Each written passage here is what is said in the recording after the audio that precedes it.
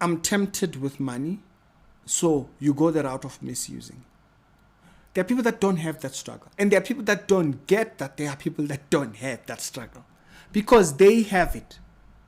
And so what they imagine at the back of their head is that, yeah, no, probably everybody does. No. You have it, deal with it. And so they label everybody with the same thing. And then there are people that have issues with women or the opposite gender. They struggle in that area, right? And then they think that everybody has that struggle. So there was about 2 accusations that were made clear in the Chris Network's episode with Pastor Moto. So you'll remember when the split of the 2 churches came, it was not clear it was between who. Like, it was not clear. No? It was not clear. But I had heard about the rumors that it was pertaining money. And I was like, okay, that's one thing. Okay. But then I heard Aslarato saying in the episode that the things were unreconcilable. They need total surrender. So I was like, is that money? Like, money, a person can still unlearn. Yeah, greed runs a little bit more deep and stuff like that.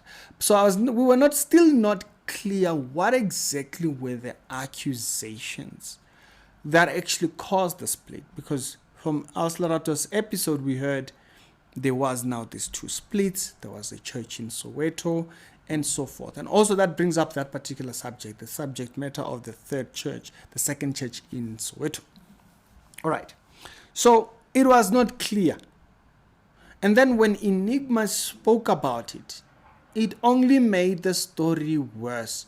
And I'll tell you why I say it made the story worse. Because Enigma made it sound like, oh no, it was something that was done by someone else. And they were working on resolving this person. So it wasn't him, it wasn't Pastor Moto, it was someone else. And I was thinking. Now, from the episode that Chris Network put out, it became very clear that whatever the accusations were, right? Whatever these accusations were, they pertained a difference that many people were not willing to actually accept. It was that these particular divisions were between Pastor Moto and possibly Enigma and maybe other people. We don't know who or whatnot. And so the subject of money came up. Now, there was someone, Kumbu, from Facebook. He posts a lot of these videos about Enigma, Holiness Movement people and whatnot. I remember when I saw the first video of people burning certificates, I actually initially saw it from him. So he highlighted this particular subject matter about the money. And yes, he got berailed on social media. People were making a mockery of him and whatnot. Because when he said that, it was in public. Everybody was just still in shocks about what exactly was the cause of the split, and it was between who. And he also didn't just mention that it was a subject matter of money. He mentioned that the division was also between Pastor Moto and Enigma. The second one was a subject matter about cheating. Now that one was wild. And Pastor Moto brought his wife and also the lady who's been questioned, who's been said to be the person that Pastor Moto is dating. There are people that struggle with money. Yes, we shouldn't put it before people and just tempt them. But there are people who do not struggle with money. Like, you could tempt them with money. It's just not a struggle with them. And I think people that struggle with money think other people have money problems. It's not everybody. By money problems, it's not that the people have all the money. No. I'm tempted with money, so you go the route of misusing. There are people that don't have that struggle. And there are people that don't get that there are people that don't have that struggle. because they have it. And so what they imagine at the back of their head is that, yeah, no, probably everybody does. No. You have it, deal with it. And so they label everybody with the same thing. And then there are people that have issues with women or the opposite gender. They struggle in that area, right? And then they think that everybody has that struggle. So it's important we remind people, your struggle is your struggle, okay? Not everybody struggles with what you struggle with. So deal with yours, right? And so the subject matter of the money issue and the accusation about Pastor Moto dating thingy and whatnot, I think it's self-reflection. Yeah, it might be things that these people from that movement. I'm not sure exactly where it came from, because they didn't say, they were trying to avoid saying names and stuff. And so, but it was very clear that these things were brought up by many people. It wasn't brought up by one person, it was brought by many people. And so people have these struggles that they think these struggles are like everybody's struggles. When you are blinded by a certain sin, you can become so blind that you believe that everybody has that same issue. You know, you can be so blind by a situation or by a sin that you start to believe, oh yeah, everybody has this issue, and not realize, no, not everybody has that issue. You have that issue. And you're not dealing with it by labeling it on everybody. Because what ends up happening is that people now start saying, yeah, we're all sinners. But they're talking about a particular sin that they struggle with. Like, yeah, they like, imagine like the way I'm struggling with this thing, everybody must be struggling. No, you go deal with that, brother. Okay? Now, like I said, the way they stated it there, it's very clear that it is something that was brought up by more than one person. And so let's remember that.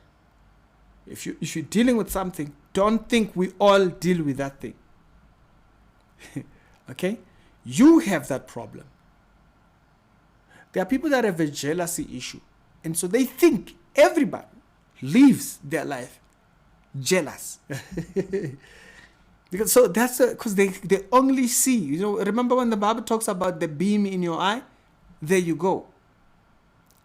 You can't see past the sin that you struggle with. If you are not dealing with it, it will hinder what you see. Like, for instance, if you have an image problem, if you have a problem with how you see yourself, if you have a problem with you think you are ugly, you're going to think everyone is saying you're ugly. It's just the default. Why? You are not dealing with the beam in your eye. And you should deal with the beam biblically. That's one of the things that we teach in discipleship. I dealt with that subject so much. I think we have like 6-7 sessions. How the beam in your eye blinds how you see the world. You will only see people hate you. They're not even hating you, but because you have a problem in that area, that becomes the default that you go to. It becomes an escape point. You won't serve correctly because you are so blinded by this thing. So it's very important we deal correctly, directly, decisively concerning those things. It's important we see it in that manner. So I thought that was something that we have to talk about here. Because you struggle with money issues, don't think everyone struggles with money issues. Think about this story. It's a wild story. It's another thing that Pastor Moto's wife actually mentioned in the episode. Okay, I'm not taking his side, but you can imagine these people who come to your church, want to dictate what should go forward. They want to dictate this, that, and the other. And then at the end of the day, you have a friend and they try to enter in between. Pastor Moto's wife even says, my child stays with the woman. Now, people have trust issues nowadays, right? But remember that there are families that live like that. There are people that have that type of a life. There are people that have that think in life it's always arguments because they've gotten so used to arguments, but they don't know that there is actually normal life outside of the arguments. But because they haven't experienced that, that becomes the only experience they know about thingy. So it is sad. It is sad. I thought that was a teachable moment. We're not dispelling what thingy, but it's a teachable moment to be careful not to paint the world with your sin.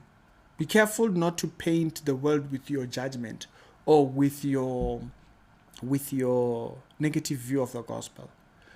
God loves us, has saved us, has given us a position of holiness, and we work from that towards practical holiness.